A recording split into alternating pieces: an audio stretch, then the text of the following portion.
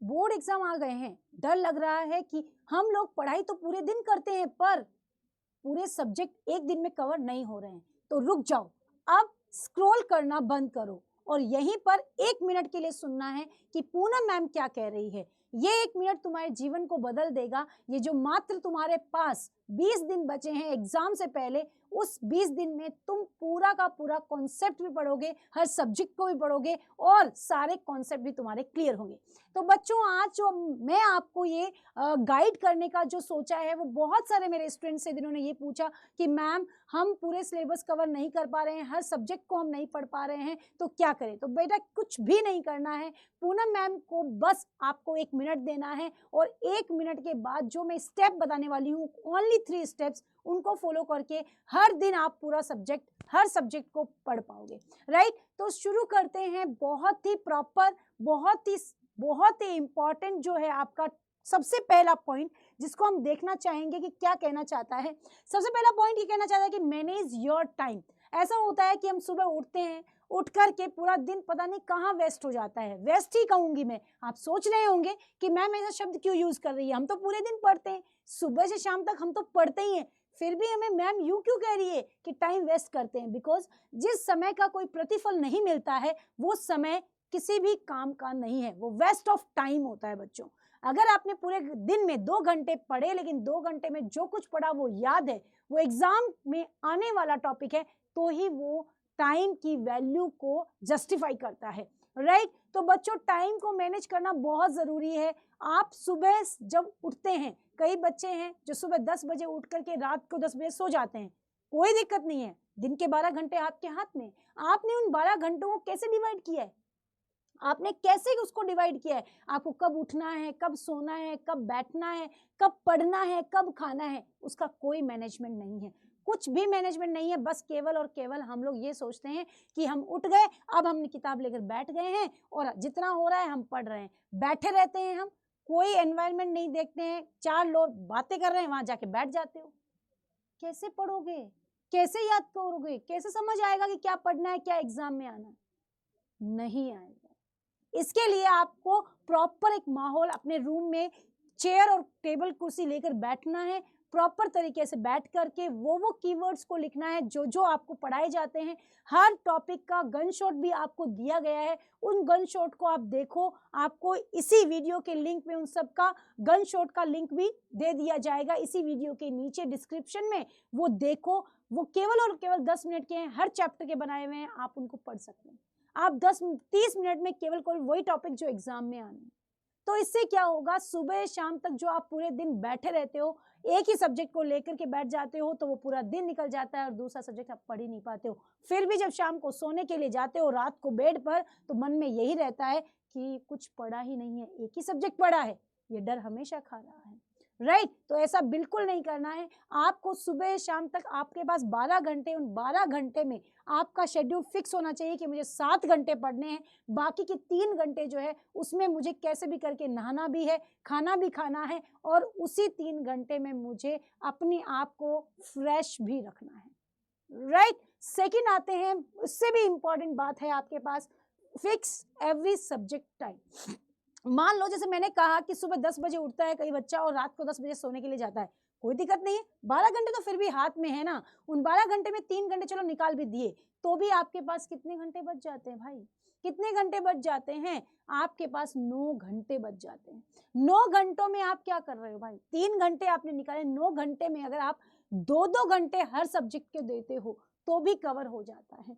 2 घंटे फिजिक्स, 2 घंटे केमिस्ट्री, 2 घंटे बायो या मैथ्स, 2 घंटे क्या, 1 घंटा हिंदी, 1 घंटा इंग्लिश, हो गया भाई, हो गया। और लास्ट का बचा 1 घंटा जो है, उसमें जो कुछ तुमने पढ़ा है उसकी समराइज करके उसको एक ही पेज में लिखो और रात को लिखो, सुबह उठकर उसको पढ़ो और सोचो कि हमने क्या क्या पढ़ा है। हर सब्जेक्ट को भी टाइम दोगे, फिक्स करो कि 2 घंटे केमिस्ट्री को देना है मतलब देना है, फिजिक्स को देना है मतलब देना ही देना है, और उस 2 घंटे में तुम कॉपी किताब लेकर के बैठते हो, तो उस समय जब फिजिक्स पढ़ रहे हो तो केवल फिजिक्स को पढ़ो, केवल केमिस्ट्री पढ़ो तो केमिस्ट्री को ही पढ़ो, ऐसे नहीं पढ़ तो फिजिक्स रहे हो, दिमाग में केमिस्ट्री चल रहा है। This is the major distraction, इसको अवॉइड करो, बहुत जरूरी है इसको अवॉइड करना, बहुत जरूरी है। यही तुम्हें सबसे बड़ी परेशानी क्रिएट कर रहा है। तो पहले तो सब्जेक्ट का टाइम डिसाइड करो, और ये नहीं कॉपी में लिख दिया आज मैं 5 बजे उठूंगा। मत उठो भाई, क्यों उठोगे जब 5 बजे उठ के तुम कुछ कर ही नहीं रहे हो? मत उठो। मेरी बात तुम्हें कड़वी लग सकती है, पर सच यही है। तुम हर दिन टाइम टेबल बनाते हो, तुम उसका कुछ नहीं करते हो। छोड़ दो, फाड़ो टाइम टेबल को। अपने दिमाग में माइंड टाइम टेबल बनाओ कि 2 घंटे मुझे इस समय पढ़ना है फिजिक्स, तो पढ़ना है। किसी भी समय पढ़ना शुरू करो भाई, पर 2 घंटे फिजिक्स, केमिस्ट्री, बायो और मैथ्स।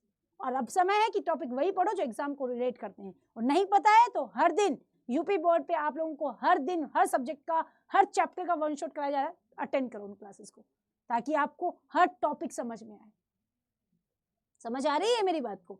अब ये पूरा टाइम टेबल दिमाग में, कॉपी पेन नो, अब नीड नहीं है उसकी, क्योंकि अब 20 डेज बचे हैं ओनली ऑन, राइट। चलिए नेक्स्ट आता है सबसे इंपॉर्टेंट, जो हम कभी नहीं करेंगे। नहीं करना बेटे, बिल्कुल नहीं करना।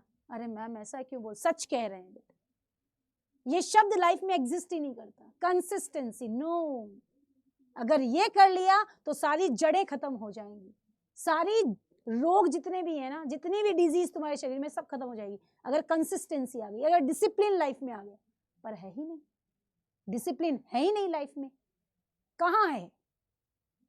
हम आज फिजिक्स पढ़ेंगे, केमिस्ट्री पढ़ेंगे, मैथ पढ़ेंगे, हिंदी पढ़ेंगे, अगले दिन सोएंगे खूंटी तान में। कल तो 12 घंटे पढ़ा था। भाई एहसान कर दिया क्या? ऐसा नहीं। कल पढ़ा है तो आज पढ़ूंगा, आज 5 मिनट ज्यादा पढ़ूंगा। ये होना चाहिए, दृढ़ संकल्प होना चाहिए। तभी जाके बेटा अपना और अपने पेरेंट्स का नाम रोशन कर पाओगे।